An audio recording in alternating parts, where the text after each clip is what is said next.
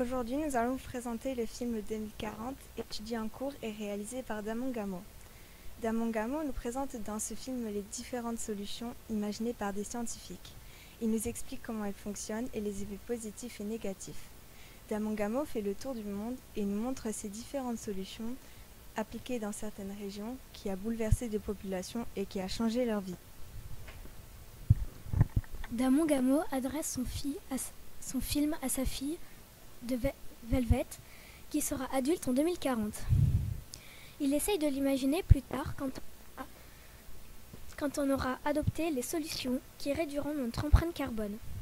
Au final, sa fille représente les générations futures et la représente toujours en 2040 pour nous montrer comment les solutions impacteront positivement ou négativement nos modes de vie et notre environnement.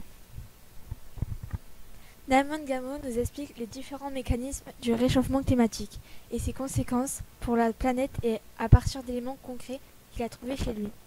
Au lieu d'un discours long et ennuyeux, Damon n'est pas adapté pour notre âge, il préfère l'adapter en version ludique, presque enfantine, car il a réalisé ce film pour sa fille, Velvet, qui elle en 2040 sera adulte. Ce cinéaste utilise la métaphore de la maison, la planète Terre, de l'humanité. Il utilise de nombreux procédés pour illustrer les différentes conséquences. Le feu qui brûle dans sa cheminée signifie le cycle du carbone. Sa baignoire remplie d'eau représente les océans pollués en voie d'acidification. Son congélateur sert à évoquer la fonte des glaces. Les jouets en forme de voiture représentent la pollution et sonore. Et enfin, sa douche métaphorise les changements météorologiques. Nous allons maintenant vous présenter la théorie du donut inventée par l'économiste Kate Raworth. Damon Gameau nous montre la théorie du donut à chaque fin de solution envisagée pour sauver la planète. Et on remarque que le fond du trou, toutes les personnes qui n'ont pas les besoins satisfaits pour vivre. Le plancher social représente les personnes dont les besoins élémentaires ne sont pas satisfaits.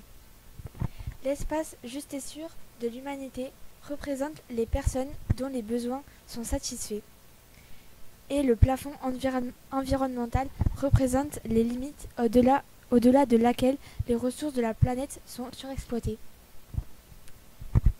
Nous allons vous présenter une des solutions vues lors du film.